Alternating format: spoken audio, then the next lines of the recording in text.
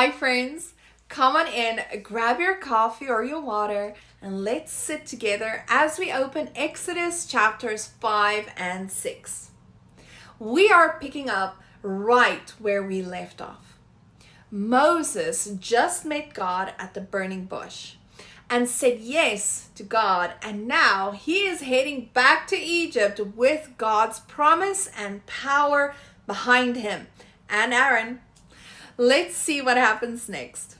Pull up a chair, let's sit together, and let's chat about this. Moses and Aaron go straight to Pharaoh. They say, "This is what the Lord, the God of Israel, says. Let my people go, so they can hold a festival to me in the wilderness. Just 3 days."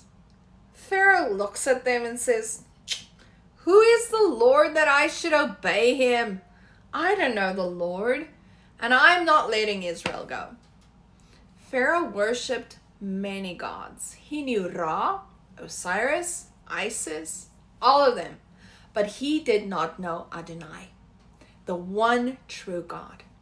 Because he didn't know him, he refused, and he didn't just say no. He made things worse. He told the slave masters, "Stop giving the Hebrews straw to make bricks. Let them gather their own straw, but demand the same number of bricks every day. They are lazy. That's why they're asking to go sacrifice." The workload got heavier. The people had to scavenge for stubble in the fields, but the quota stayed the same. When they couldn't meet it, the Egyptian foremen beat them. The Hebrew leaders went to Pharaoh and cried, "Why are you doing this to us? Your servants are being beaten, but the fault is with your own people."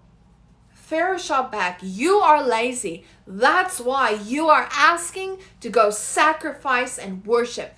Get back to work." The leaders blamed Moses and Aaron. "You have made us stink in Pharaoh's eyes. You have put a sword in his hands to kill us." Moses was stunned. He turned to God and said, "Lord, why have you brought trouble on your people? Why did you send me? Ever since I went to Pharaoh, he has made things worse, and you haven't rescued your people at all." Moses expected instant deliverance. Maybe he thought Pharaoh would tremble at the name of Adonai and let the people go right away. But the opposite happened. The people faced more oppression. Moses got pressure from both sides. Pharaoh digging in his heels and the Hebrews complaining and blaming him. It was overwhelming. Friends, when we tell people about Jesus, we shouldn't be surprised when they reject the message. Pharaoh didn't know the Lord, so he couldn't obey him. People today who don't know Jesus won't always jump at the gospel, but we don't give up. We keep telling them, like Moses and Aaron persisted.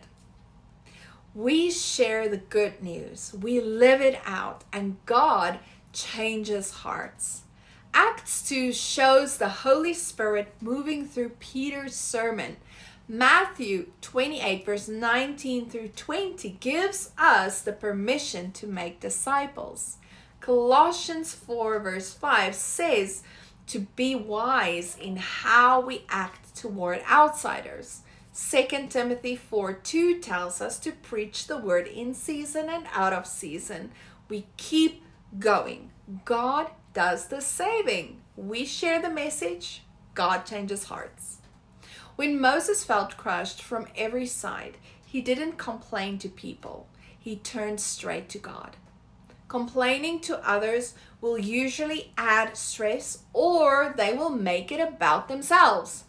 Instead, we go to God for wisdom and guidance, Proverbs 3 verse 5 through 6 says, "Trust in the Lord with all your heart and lean not on your own understanding."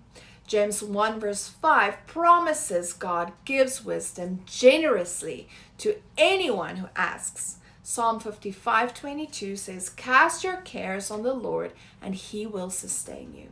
1 Peter 5:7 tells us to cast all our anxiety on him because he cares for us. On this side of heaven, we will face setbacks and pushbacks, suffering and hardship. These hard times develop and strengthen our faith and character. They teach us to trust God and honor him even when life is tough. God will never, ever abandon those who faithfully serve him. James 1 verse 2 through 4 says, "Count it joy when you face trials, because they produce perseverance." Hebrews 13:5 promises that he will never leave us or forsake us. The Hebrews had a huge problem, 400 years of slavery, and now worse than ever. They needed a huge God. Any problem we face is an opportunity for God to show his great power. God promised deliverance, and he repeats it here in chapter 6.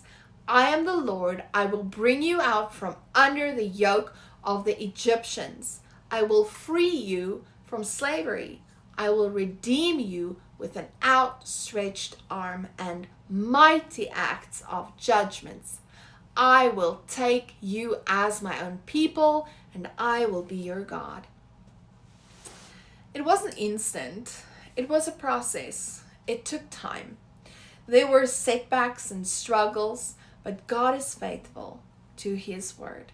Sometimes we have to wait for his promise to be fulfilled. And during the waiting, we fix our eyes on Jesus. We obey him every step, and we keep on trusting. Anyone can obey God when life is easy. It gets harder when challenges hit. But when we persist in trusting God, we come out victorious in the end. Friends, if you are in a waiting season or you're facing pushback today, take heart. God sees, he hears, he is working, even when it looks worse before it gets better.